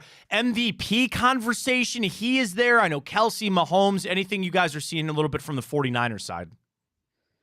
Yeah, I mean, as you mentioned, McCaffrey's obviously going to be the next after Kelsey, But then, it's quite spread out between, the likes of Pacheco as well and also Kittle, I think the worst case scenarios for all sportsbook would be if those four score touchdown, if it would be a significantly high scoring game, So, those names always bring bigger amount of bets. You mentioned a lot of the boosts that you get, and Andre, we love the boosts. We do one almost every day for the Cavs. You guys are so special in how you do that because there are other books that do it, but you guys have a whole section just dedicated to your boosts for the game, for regular NBA games, for all that kind of stuff. Just talk about the importance and why you guys value the boost so much there at Tipico. Yeah, I mean, look, we want to give obviously value to the customer. It's all about being an entertaining sports business. This year as well, it's going to be Sunday leading to the game and also in play, it's going to be so much filled with boosts over there, and you name it. We try and make fun, catchy names as well to make them more engaging. But at the end of the day, it's all about the value we give. I love it. You guys have a whole Swift specials section for the game, and it's a lot of going with Travis Kelce. Love this one. Shake it off. The 49ers record 3 sacks, Mahomes 3 passing touchdowns. That's plus 750. I like the value on that a lot there, Andre. But the player passing, it's all there. The player rushing, we know the amount of, just the sheer amount of dollars that are going to be spent on this game. Andre, when you look at the game, do you enjoy doing the player props more, or do you like just the straight up game over under spread total stuff like that? Just even like as a personal side of things, are really more of the player stuff or the game stuff that you enjoy? I would say a combination of both. There's a reason why same game parlay is such a phenomenon in the US. So mixing both together, it's so much fun, and even from my end, if I'm going to just follow the game and I want to have a really fun bet, I would go for a mixture of money line totals and player props. There's abundance to choose from. And I wanted to ask you, not even specific to the game this weekend, but we've been enjoying very much. Tell everybody at the flex parlay, because as we sit here and talk about, you want to add some value, you want to get a couple players and a couple of game props and all this other kind of stuff. You guys are doing something so different, which is the flex parlay. You don't have to have every leg of your parlay hit if you want. You get a little lower odds. Explain kind of where that flex parlay came from and how well it's going right now at Tipico. Yeah, sure. So it comes from the element of insurance. I want to have fun in every single game I'm watching, or even I'm partly watching, so the more selections you add, the likelihood, the probability of you missing out on one or two, so we're giving the customer the ability, with giving them as well attractive odds, is that if I hit 6 out of 8 outcomes this weekend in the Super Bowl, I can still bank some money in my account, so that's a very exciting proposition for customers to opt for. Anything else for the offseason? Obviously, the big game is coming up, but is there an element for Tipico on some of the other betting, like in the draft? I know we have a lot of the odds for tonight for the player awards. There's so much more to come. Baseball is right around the corner as well. We got March Madness coming up. I know it's kind of sad for a lot of people when football comes to an end, but that really is just the offseason starting now. And I think here in Ohio, where we're really starting to understand sports betting a little bit now as we've gone through it, to understand that even when the big game ends on Sunday, there's still a lot on the horizon that we can bet on and do with our friends at Tipico. Correct. And as we mentioned earlier, for us, tennis and soccer as well. So it doesn't even have to be the traditional US sports. Baseball is obviously starting very soon as well. So these days, it's a full 12-month calendar of sports for customers to bet on. So, very exciting couple of weeks ahead with, Super Bowl leading into March Madness. So, very exciting. All right, final one, Andre. I don't know if you're allowed to answer this. Who's your pick for the game on Sunday? You said a lot of money's coming in on the Chiefs. If you can't answer, I completely understand, but I was kind of interested. Who do you think takes it home on Sunday? Look, I'm one of those probably handful of individuals who have been on the Purdy mania since day one. All and right. I have my team to prove that, So I'm going to be rooting a bit more for the Niners this week, because, it would be nice if Mr. Irrelevant does win the Super Bowl. I love it very much. Andre Zamet joining us, Vice President of the Sportsbook at Tipico. Andre, we appreciate your time, but I just got to tell you on a side note, we appreciate you guys at Tipico so much. We love what we've been able to build here with you guys here at Big Play. We love doing the boost. It is so much fun. And I got to tell you, just as a customer, I love the interface. I love the flex parlays. It's a lot of fun. We very much appreciate you, and we very much appreciate you guys at Tipico. Thank you, and we appreciate the collaboration we have with you guys. Keep it going. Thank you. Thanks so much. There he goes, Andre Zamet, Vice President of the Sportsbook there at Tipico. Interesting stuff on a lot of people riding the Chiefs. Now, we have not made our selections here on the show, Ryan. That is for tomorrow. Yeah, Matt, I have, I won't reveal it till tomorrow, obviously, okay, but right. I have a super, super juicy kind of, it's not too much, but it'll be good odds parlay that I'm really confident in. I'm excited. In fact, it's probably going to be my most money I put on a bet for this weekend. Oh, wow. Would you dare say a lock? No. Okay. No. I need some locks going with I'll this, give you man. some locks, but this will be my really fun one that combos with a chance to make some good change. That's all I care about, man. We got to get it done. Thanks, Andre, there from Tipico again. Dude, I mean, we're going to do our boosts, and you can't flex parlay. Those are just a boost. I kind of like the flex parlay for this weekend. for a little bit, like 5-leg. Dude, one of the Swift specials that Andre mentioned, which are pretty cool. Like you said, they're all kind of named song names. I forget which one this is, but it's like the longest touchdown to be, I think it's like 44 yards. That's a real interesting one. Hang on. I just had it up. Did you? Swift specials. I think it's 44 yards. The blank space is what they call it. Yeah, the longest touchdown to be 44 yards, over 44 yards, yes, is plus 120. I feel like I like that a lot. One deep ball, Ayuk, or Christian McCaffrey rips off a nice little run, a screen pass. That's some good value. Dude, I'll put money on that right now. I'm doing that right now. 44 yards. It is a lot more than it seems. But I mean, hell, with those two teams. What about a kickoff return or something? True. I wonder if that counts. Yeah, why would it not? Yeah, that's longest touchdown would be 44 more yards. A pick six, anything. Yeah. Fumble recovery, anything. Yeah. Anything. Imagine the thrill if that hits too when you're watching. Yeah. All right. Don't spoil it, because literally tomorrow's show, we're running through every single one of these from Tipico. And I love it. So get signed up with that code, Fontana100, when you get signed up. Let's dive back into the NBA quickly before I do want to get to the 3 questions that Jake Trotter has for the Cleveland Browns. Well, we started this morning talking about the Cavs. Trade deadline day today. We don't expect them to do anything. You're kind of waiting to see. We're waiting for our first big trade of the morning. Trade talks between the Hawks and the Pelicans for DeJounte Murray have halted with no progress, so that doesn't seem like it's going to happen. It sounds like Miles Bridges is not going to waive his no-trade clause, so he's going to stay in Charlotte. So you got to see how everything plays out. Our question started, though, with one Donovan Mitchell. And the question this morning was, what's your mindset when it comes to his future here in Cleveland? This is 83-17. People say they are living in the moment, and I'm happy to say that they are. That's the right answer. That's what I wanted it to be. I want it to be 100%, but I understand there's people kind of waiting to see how it goes. Cavs are in a good spot. Don't forget our boost up at Tipico. Let's dive right back into the stadium talk. So I sent a tweet out. Everybody's freaking out this morning about the report that the Haslam's are buying a piece of property down in Brook Park. And could they leave to go put the stadium there? Wait, what? Not the Cavs, don't worry. Okay. Indiana is nearing. Wow, Indiana again. What? Indiana is nearing. Pascal Siakam. What else do they need? Wait. Oh, I'm sorry. Okay. Indiana's nearing a deal to trade Buddy Hield to the Philadelphia 76ers. The 76ers. Okay. Well, I mean, that impacts the 70. Does Buddy Hield do it for the 76ers? No, but that, he's a hell of a shooter. I guess. So that's one here on NBA trade deadline day. I had to do it. I was so excited for one. Well, we got to see how it goes. Congratulations, 76ers. Back to the stadium, potentially put it there. I sent a tweet out, and I said, if the Browns put a dome on their stadium and they moved it to Brook Park, if you missed it this morning, there's a report out from the Northeast Ohio. I want to say the transportation blog, but I think it's the transformation blog. And they do everything, people are building buildings, all that other kind of stuff. They were on the Sherwin-Williams building too when that all started. The Browns are reportedly close to buying a giant 176-acre parcel right off 71. For a generation, including my own, it's where the Ford plant used to be. It's west of 71, but east of 237. There's a bunch of those parking lots over there, the Amazon buildings over there, that.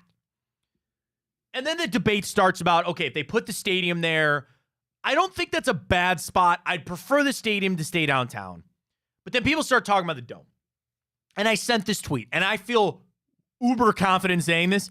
You put a dome on that stadium in Brook Park, Ohio, you're not getting a Super Bowl. You're just not. And I had somebody tweet back at me. Dan says that's not true. No, Dan, it is. Because the NFL would step off the plane, they would look at the stadium, and they would say there was only, at this point, 2 hotels within distance and a couple of restaurants. That ain't flying, okay? They would much rather have the airport where the airport is and take a 20-minute ride downtown where you got hotels and restaurants and convention centers. What you have got to understand is that the Super Bowl is not just the game. It is the entire week leading up. You need the convention center for Radio Row. You're going to need open spaces at hotels for conference, for all this stuff that's going to go on, and the influx of people. Now, your comeback would be, well, just have everybody do that downtown, and then you can get on the RTA or you can shuttle your way to Brook Park to go to the game. The NFL has a litany of options of where to put the Super Bowl. I'm going to call it for what it is. They don't want to come to Cleveland. They don't. They don't want to go to Detroit. They don't want to go back to New York. This is all about the league, and that's fine. They want to be in LA and Vegas and Miami and Tampa Bay and Dallas and Houston and Phoenix and all these other areas because it is a giant convention where all these people are going. They want ease of access. They want the hotels. They want the restaurant. And they also want the nice weather. Let's call it for what it is. Would they give us a sympathy and pity Super Bowl? Maybe. But then if they stood off and were like, well, wait a minute. You got the stadium 10 minutes, probably 20 minutes away from downtown with no infrastructure around it? No. They'd give us a pity Super Bowl if it was the lakefront stadium with a dome because then the downtown's right here. That's going to happen. There is nowhere, and that's if they put a dome on it. And I'm anti-dome. I don't want that. I want an open-air stadium. I don't care about the Super Bowl. People in this town get so worried about counting other people's money. And, we paid for the stadium and you use it 5 times a year. And stop. Don't worry about it. All right. That's the Haslams and the city of Cleveland. They got to worry about that. Well, tax dollars. I am an employee and a citizen living in the city of Cleveland. My tax dollars go down. I don't care. Okay. When I go buy a 6-pack of Conways from Great Lakes Brewing Company and they get the sin tax on me, I don't care. I really don't. Because I get to go to those games. I'm excited about taking my son to his first game. That's all worth it to me. So I'm never one of these people that sit there and bitch and moan about, it's taxes and we use the stadium 10 times a year. So what? Who cares? You get your concert every so you got Billy Joel and Rod Stewart coming. All right. Get Monster Jam in there a little bit. Calm down. Relax. Well, we get a Final Four. Sure. Not in Brook Park. Oh, we get WrestleMania. Not in Brook Park, Ohio. I want a UFC fight. They had one. I was there. Was that Rocket Mortgage? They don't need a stadium for that. Who was it? Stipe. He knocked out Alistair Overeem. CM Punk was on that card, too. What year was that? I don't know. 2016, I think. Something like that. No, yeah, 20. Yeah. I think it was fall of 2016. Yeah, I believe that. Yeah, I think it was. Yeah. I wasn't into UFC. They don't need that. They need hockey arenas and basketball arenas. That's where they do. No, I know. I was just saying. A WrestleMania, sure. Like that's the other thing. You're not getting that in Brook Park, Ohio. So your goal, if that is truly your end goal, you first need the Browns and the Haslams to willingly put a dome on the stadium. That's number one. And then number two, you need it to be downtown. And I'll tell you what the dream scenario is. And I'm sure they would say the same thing in the city of Cleveland and the Haslams too. The Browns had another viable option of somewhere else to play for a year, and then you build the stadium exactly where it is. They would need a year to do what Minnesota did. You tear the stadium down, and you go play somewhere else for a year, and then you get it built up. The problem is the University of Minnesota was 10 minutes away from US Bank Stadium. You don't have anything like that. You'd have to go to Detroit, which would be a bad, I don't know how that would work, and I don't think they're going to Columbus, even for a year. Would you let them tear down your house to build a stadium where you live? Sure. Because I know I get paid out for my house. And I don't think this is a fine conversation to be had. The Haslams bought all those houses in Berea. Have you been to Berea? Have you been to the facility anytime soon? Yeah, we actually were there in the summer for Big Play. You ever notice? All those houses are gone. Yeah. Haslam's bought all that. Now there's 2 houses that are holding out. They won't sell yet. Yeah, well, the ones right by the entrance. Right. We actually did a thing there for Big Play. Okay, there you go. In that driveway. So for those that don't know, where the facility is in Berea, they built that in 1999 when they came back. They have run out of room. They need a 100-yard indoor facility. They need to completely redo the building. And now that the Haslams own the Haslam Sports Group, they have the Columbus Crew. There's other ventures that they're in. They want to build a corporate headquarters for Haslam Sports Group. So they bought up all the houses around Berea, around the facility, and they paid their market. They paid these people. They had to accept it. They tore all those houses down. They tore that church down. All of it is gone. There's like 2 houses remaining, and that's their business, and they can do whatever they want. And the Haslams are waiting for them to take the deal and move on. That's fine, whatever. I've heard stories about why. That's not for right now. But once they get that, they're going to build up that, building. The city of Berea isn't all in on that. That's good money. That's good commerce. That's jobs. That's business that is coming to their city. That's important stuff. If they put the stadium at Brook Park, bro, that's a stone's throw away from where the facility would be. That all makes sense. But I'm not talking about the facility.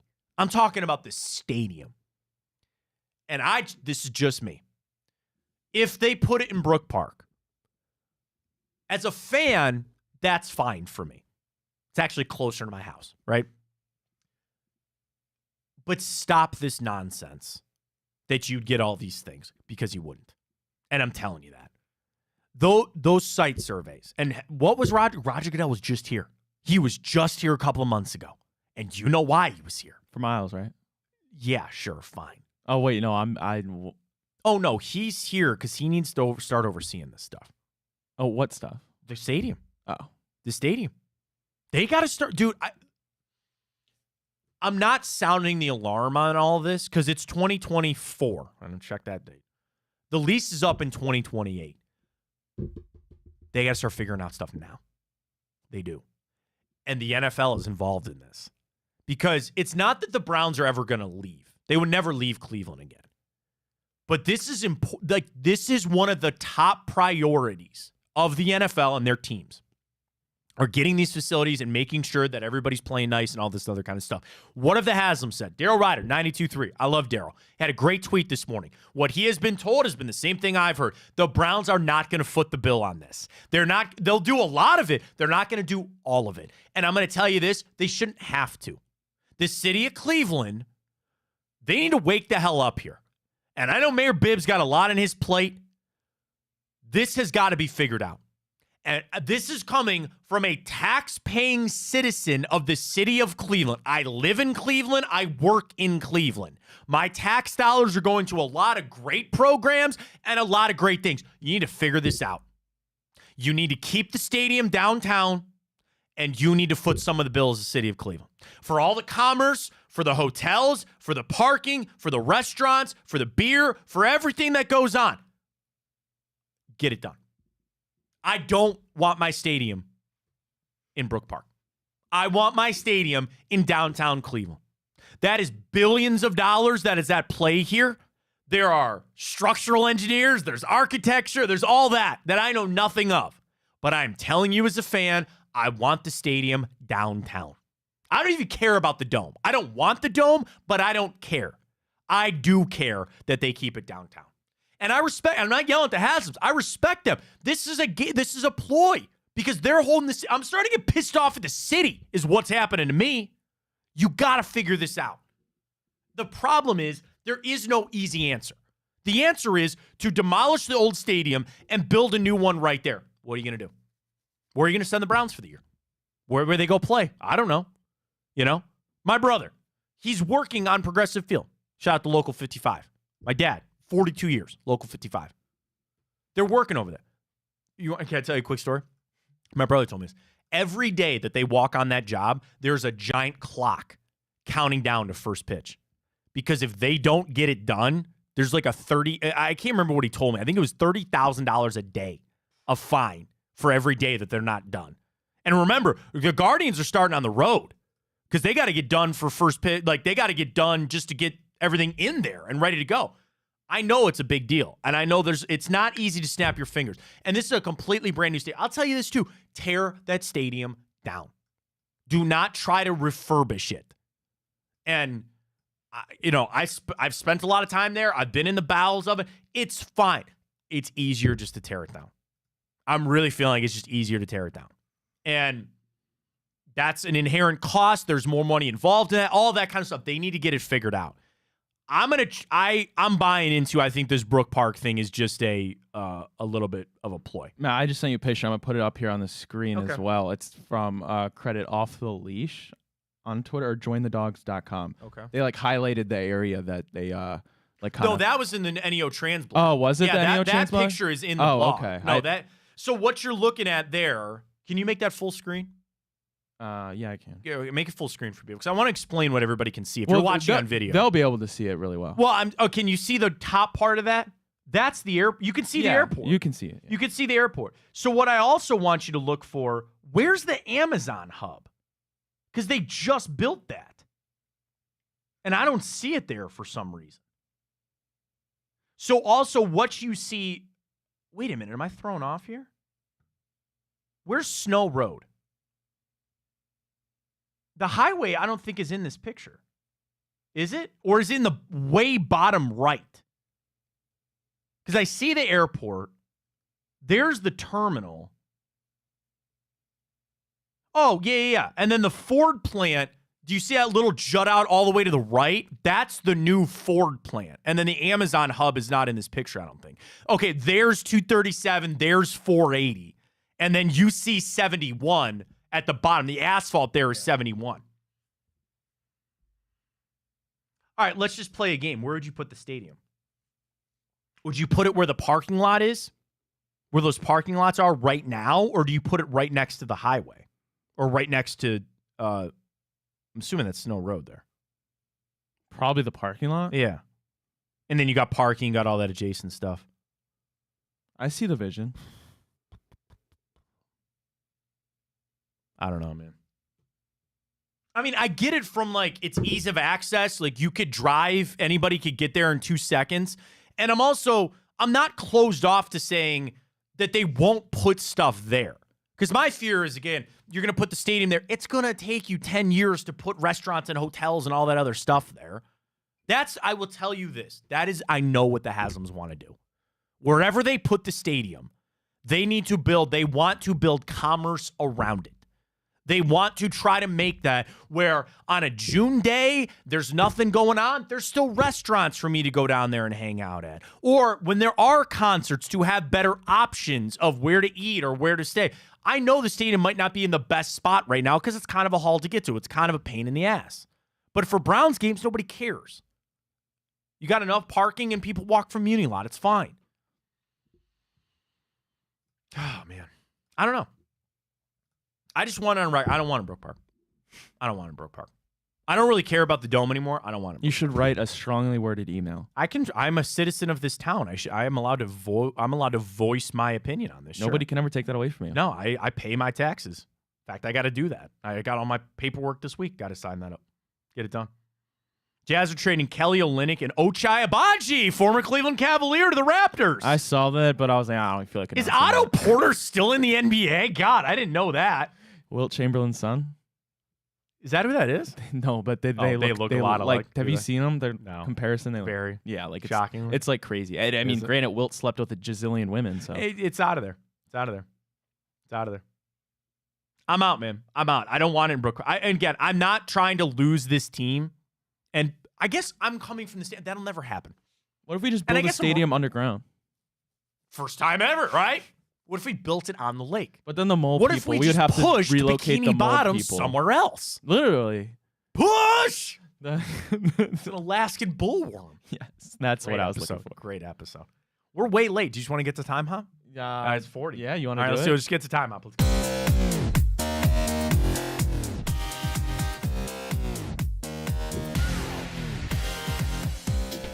I got to put this in 2020, 2024.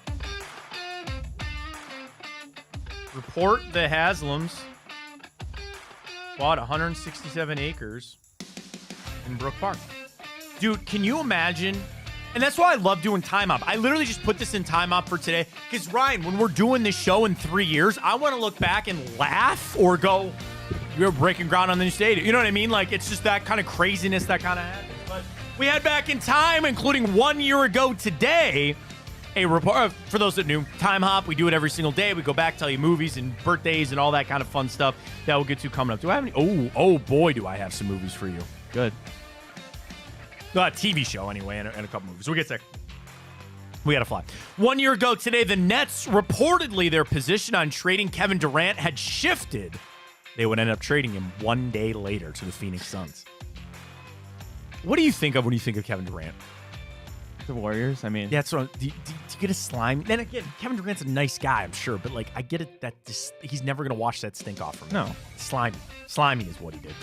This day, 2018, the Cavs completely flipped their roster. They trade Isaiah Thomas and Channing Frye to the Lakers, Jordan Clarkson, Larry Nance, Dwayne Wade, just that move where literally Rodney Hood, George Hill, all of it just happened on the trade deadline day. This day, 2018. Miami gets Dwayne Wade back. Here's everybody involved. Isaiah Thomas, Channing Frye, Derrick Rose, Jay Crowder, and Iman Shumpert. You got Clarkson, Nance, George Hill, and Rodney Hood.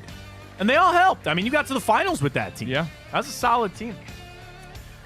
This day, 2012, Forbes released their list of the most disliked athletes of the world. Would you dare guess 2012 who was number one on the list? Is there reasoning behind it? Yes. Okay, Lance Armstrong? No. Good guess, though. Little late for that. It already all happened. Okay, this is 2012. Okay, I'll give you a hint. That I would say unanimously everybody hated this guy for what he got caught doing. Oscar? No, that was too. No, that was no. Tiger Woods? He was second. Second. This guy did something. He ended up getting suspended for a year and spent time in jail. What sport? Football. Oh, God. Ray Rice? No. I mean, I'd put him on the list, sure, but no. He's a quarterback. What? This guy, I would borderline say, was a beloved player by everybody. This ended his career with the franchise that he played for a good chunk. When you think of this guy, you think of him in this jersey.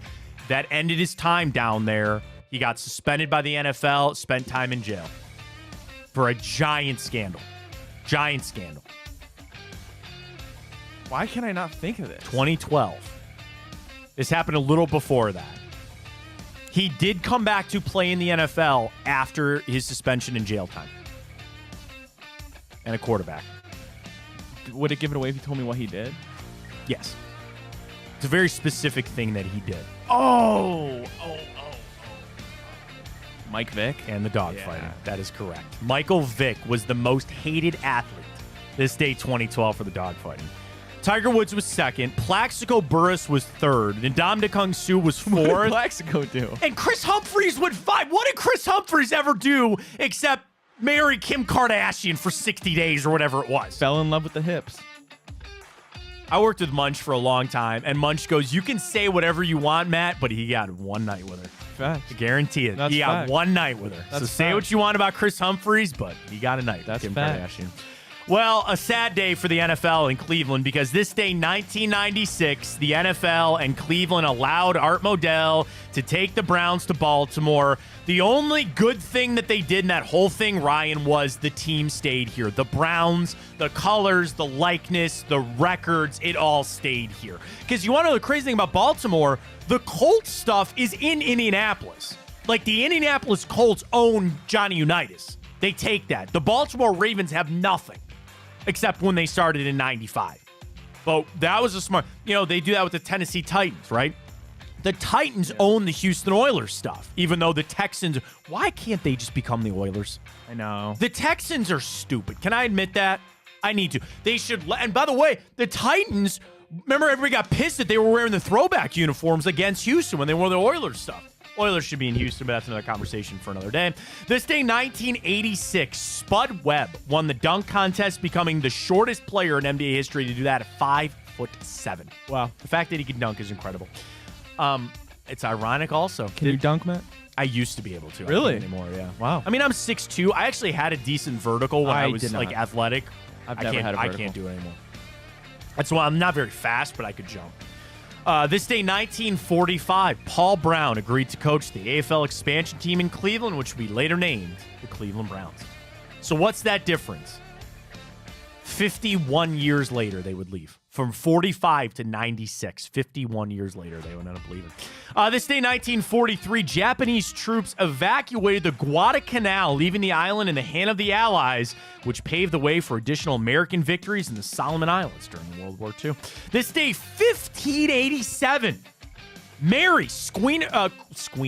Queen of the Scots was beheaded. She was imprisoned for 19 years for a plot to kill Queen Elizabeth. Not that one, the other one. She was eventually beheaded for that.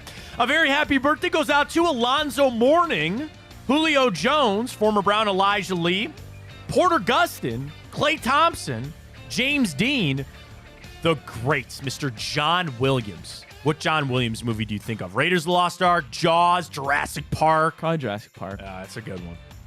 The Big Show wrestler, Vince Neil of Motley Crue, excuse me.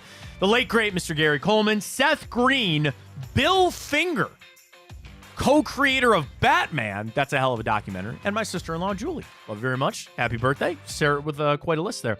All right. Technically 4 for you today. If you want to get spicy, we could do 4. Let's get spicy. All right. Really, 3 TV shows and a movie that all came out this day in history. All right, we start this day, 2015. Your first hint is this movie or this TV show goes down as one of the best spin-offs of all time. Spin-offs. Yes. It was a spin-off of an extremely popular television show, and this show in its own right, very popular too. I'm going to need a little more. Well, when was the original show? The original show was late 2000s. So like 2008, I think, is when this show, the original show, debuted. Had a tremendous run. People hold the first show in high regard of being one of the best television shows in history. I actually think it is the most awarded television show in history. The first one.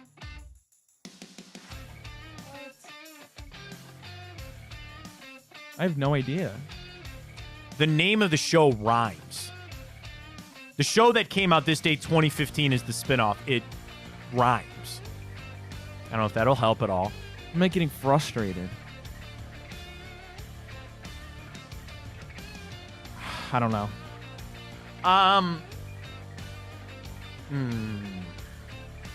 That's like early to have a spinoff. It was almost right away. Because this guy was a character on the first show, and now he got a series all to himself. They did his background. They did it. Ended up what happening to him. This is another time as a flat circle. I'm pretty sure I know what it is, and oh my God! You just tweeted about it. I forgot. Last night. Holy cow! You should start. Wow, Better Call Saul. You need to start it, dude. Man. That's creepy. Holy cow! I didn't think about that. You're just right. Last night I tweeted. I just thought because I almost tweeted at you and say you better start it. Yeah. Holy cow! Wow, dude, that is weird. That is weird. Glitch in the Matrix. Better Call Saul. That is weird. Now I will ask you this: have you watched Breaking Bad? Yeah. Oh my God! How have you not watched Better Call Saul? I know I need to, dude. I don't want to say this, but I'm going to say it. It's almost better. Yeah, that's what people say. It's almost better. That's what people say. I'll put it this way. I enjoyed watching Better Call Saul more than I enjoyed watching Breaking Bad. That's fair. Breaking Bad was like obviously, it's like a drug. You like could not wait for the next episode. You're like, what's going on? Who's getting killed? What's going on? But it left a sour taste in I hated how Breaking Bad ended. Yeah. Better Call Saul. That's so weird. That's so weird. Dude, it's... Yeah, people are raving. People are raving. You need to watch it. It's so good. Better Call Saul this day, 2015. All right, next up, 2 TV shows, same day in history, 2009. They were both MTV shows. Catfish? No, good guess, though. One was a semi-spinoff of another MTV show. 16 and Pregnant? No. A famous skateboarder. Tony Hawk? No. Bam? No. Robin Big? Robin Big, their spinoff was what show? No, before Ridiculousness. Is it The Factory? Yes, Fantasy Factory. Fantasy well done. Factory. All right, so I'll give you that one. Well done. That is Fantasy Factory. Everything after Robin Big sucks. Ridiculousness sucks, and so does the Fantasy Factory. But you also, like Chanel West Coast? She sucks. She's bad. This day, 2009, also, so Fantasy Factory is one, but also the debut of another show that followed some adrenaline junkies as they did random stunts for their television show. There's now a world tour that they continue on off of this show. They do stunts. So it's like Jackass, but it's like... Nah, kind of. They do like dirt bikes. You ever watch Nitro Circus? No. With Travis Pastrana. They do like world stuff now. They go on, but Nitro Circus also debuted this 2009. All right, final one, an award-winning movie that came out this day, 1976. Oh, wait a minute. It comes out tomorrow in 76. That's okay. Wait a minute. No. Oh my God. I'm on the Wikipedia of it. And it said that literally on the Wikipedia page, it says it was theatrically released by Columbia Pictures on February 7th, 1976. But then on the side where it says release date, it says February 9th, and today is February 8th. So I don't know. You just want to guess? What? I love your face. Stop, what? Oklahoma City is closing in on a trade to acquire Gordon Hayward from the Charlotte Hornets. You could have given me $1,000 if Gordon Hayward was still playing in the NBA. I would have said no. What? You didn't know that? No, I had no idea. Back to time off. I had no idea. Really, good for him. That's it. Do you want to do the movie or you want me to save it for tomorrow? We can save it. Okay, we'll do it for tomorrow. We're pressed for time. Remind me of that. All right, we are pressed for time. What do you do? Bracket? You want to do the Want to get the boost one more time? Let's get the boost. Get the boost. Yeah, let's get the boost. Here we go. All right, quickly. Tipico. Use that code Fontana100 when you sign up. 3-leg for tonight. Cavs victory. Some threes from Max Strus and a couple assists from Darius Garland. We are boosted up to a healthy plus 300. Let's go. Here we go. Sign up with code Fontana100 when you get going with Tipico. Use it. Get signed up. People don't like my Brook part that you're not going to get it. Why? They don't like that you're saying it's not a Super Bowl place? It's not good. Dude, there's no way.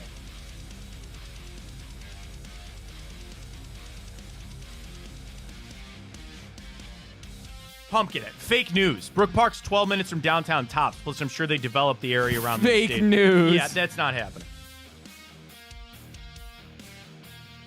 That's not happening. I'm not even going to respond to people on Twitter because they're idiots. No.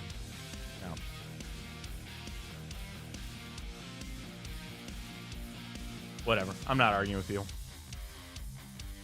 Damn, 14 comments. I know, everybody's freaking out like they know. They're not, dude. The one guy agrees with you. He said power play by Haslams to show Cleveland. I agree. Yeah, that's probably what happened. They're not, I don't think they're going to put the stadium there, and even if they did, you're not getting a Super Bowl. Mark my words. Mark my words.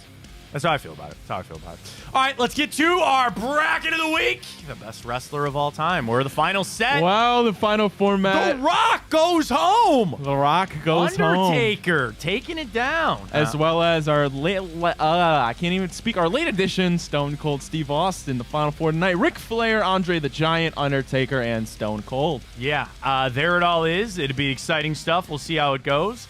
Vote on that at Matt Fontana Show. Drop us a follow if you can there. Cavs tonight. I'll be interested to see how the back end.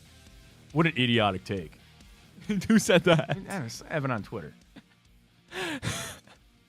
Dude. I you don't want to know what? I don't like doing that because it's. And that's the thing. Are they even watching the show? Is anybody even watching the show? No. Okay. Well. They would just build it there. Yeah, in 10 years, even if you... Okay, let's play this out for a second.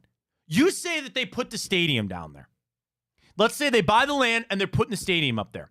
And it'll be built for 2027, right? With the stadium going up, are they instantly just going to put a bunch of hotels and restaurants right there with it? According to Mark Mitchum, there's a ton of infrastructure over there.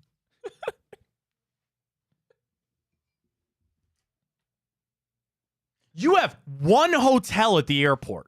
One. Name me more than 3 upscale restaurants within 5 minutes of down there. What people are failing to realize, I'm not talking about you and me going to hang out there.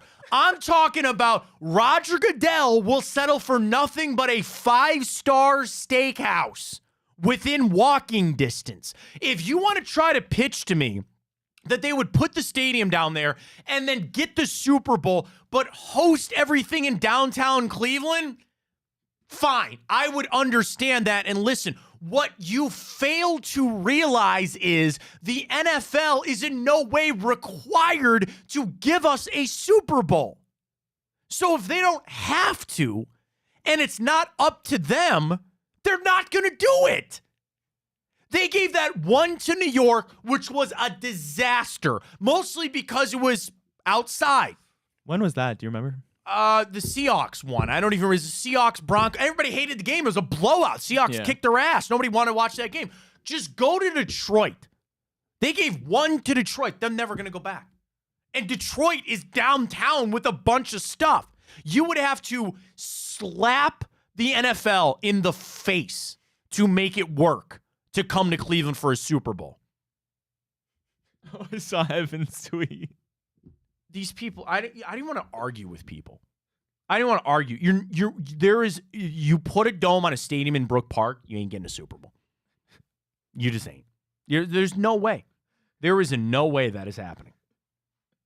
No, I don't. Munch tweets me, you want them moving out of town? No, I don't. Yeah, how did he get that? I don't. I want them staying downtown. It's so funny, dude, in today's world where it's like I'm sending these things out and people are getting pissed when all I would say is, can you just watch the show? I know. They don't even know what they're talking about. Just watch the show and I'll explain it to you. Okay? Go back and watch the show and I'll explain it all to you. All right? And Pumpkin, Gus, I love you, man. Wait, what did Pumpkinhead say? He goes, fake news. Brook Park's 12 minutes from downtown. Plus, I'm sure they developed that area around the new stadium. You're calling it out like you know. Bro, you don't know any more than I do. And I know. Tell him, Matt. Like, seriously. And I'm not crapping on Brook Park. I live around the corner, okay? This isn't something about that area of town. What I'm talking about is, and we're already late for our show, we got to go, is that when the NFL site surveyors step off that plane at Hopkins, they're going to go, yeah, this doesn't work. Even if they built the stadium there. You want to know what? What if they put in a strip club? You think that would get Goodell? They're already over there. They're already all down Brook Park Road. Are they? I don't know what you're talking about. They're already there. Because the one was only 18, so you could get in there back in the day. Whatever. It's fine. It ain't happening. Okay? Like, people, you want me to sum up what I think people are missing in here? You don't understand the operation that a Super Bowl is. You fail to realize it's not just a football game. This is one of the biggest conventions for the NFL. They need a lot of hotels. They need a lot of space. They need a lot of restaurants. There is in no way, no matter how many years that you get, that you could build that up in Brook Park. You want to tell me that they would just do it all downtown and they could shuttle to the game? Fine. They're not doing it in Brook Park. Dude, man, 12. Not true, Matt. If you know the city and how they do things, 71-480, they have highway access and guarantee that get things done. That has nothing to do with it. They don't want... Here's the thing. Come on, dude, man. They don't want to drive. You're going to make them drive 10 minutes to go get their hotel room? Like... I'm not even talking about the fans. I am talking about the NFL contingent that comes for a Super Bowl. At this point, even if they built hotels and stuff, I don't think Brook Park's got it.